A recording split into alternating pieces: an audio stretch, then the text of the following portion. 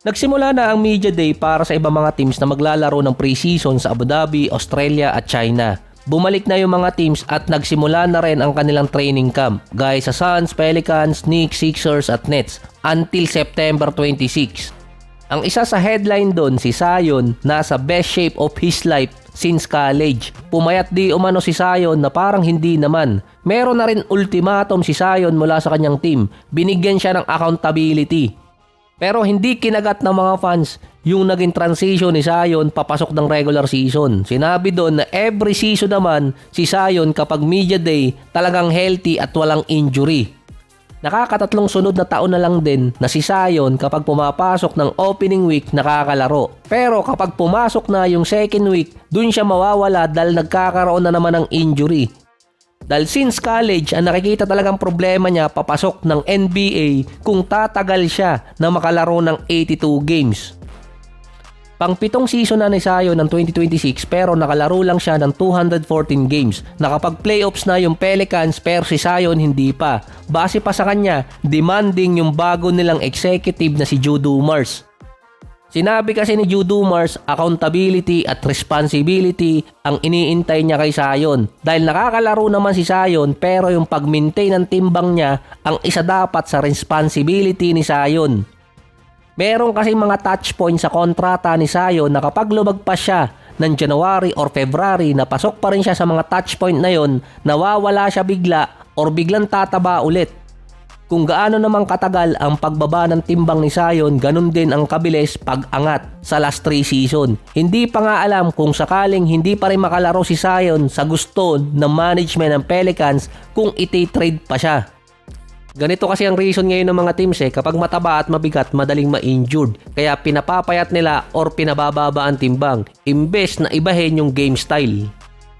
Si Zion kasi yung nagiging hindrance ng Pelicans since pinili siya noong 2019 draft bilang number 1 overall at tinanggi na i-trade siya sa ilang taon na rin dito sa Pelicans kahit hindi niya namimit yung requirements.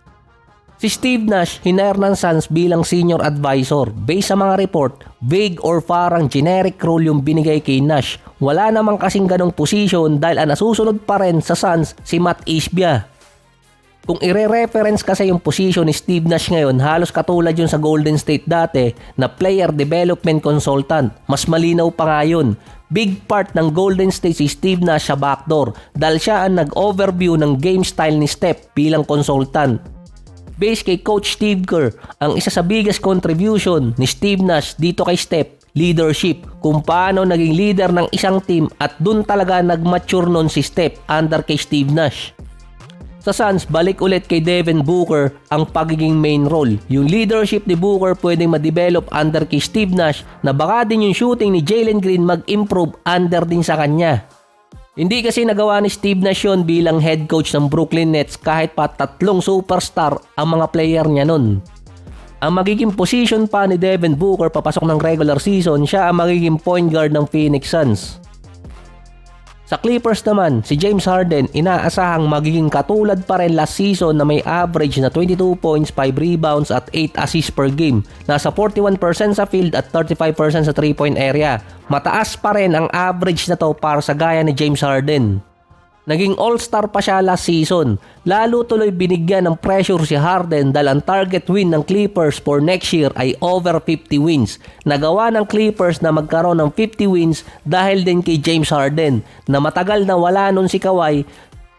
Nasa 3 games lang ang na-maintain ni James Harden last season at na-maintain pa rin ng Clippers kasama si Norman Powell ang nasa top 6 ng standing bago bumalik si Kawhi. Hindi nakakakuha ng credit si James Harden sa nagawa niya last season para sa Clippers dahil binibigay pa rin yun kay Kawhi. Hindi masyado nabigyan ng credit si James Harden last season dahil binibigay pa rin yung kay Kawhi. Siya yung iniintay para makapag-playoffs yung Clippers last season. Pero kung hindi dahil kay James Harden na na-maintain nila yung composure until bumalik si Kawhi, hindi sila aabot noon ng 50 wins. Si Harden din ang nakitang reason kung bakit tumaas ang game ni Zubac. Sa unang taon ni Harden, nag-increase agad ang laro ni Zubac kumpara sa mga nakaraang taon niya nakasama agad si Kawhi at itong si Paul George. Pero last season, malaki yung inangat ni Zubac at kasama pa siya para sa Most Improved Player Award. Nangyari na dati na buong season wala si Kawhi 2022 pero hindi nagawa na i-increase yung load ni Zubac. Ng 2022 at 2023 season, nasa 10 points at 9 rebounds per game pa rin ang average niya. Pero sa dalawang season na kasama ni Zubac si Harden, nag-average agad siya ng 14 points at almost 11 rebounds na meron pang 63% sa field kumpara sa average ni Zubac nung wala pa si Harden na nasa 9 points at 8 rebounds per game. Hindi nabibigyan ng credit si James Harden sa last 2 season niya sa Clippers na may average siyang 75 games. Mas mataas yun kumpara sa mga teams na napuntahan niya after Houston. Hindi rin naaabot di umano sa playoffs ang Clippers kung hindi rin dahil sa kanya. Ang inaabot kasi ni Harden, nakikriticize siya lagi ng media.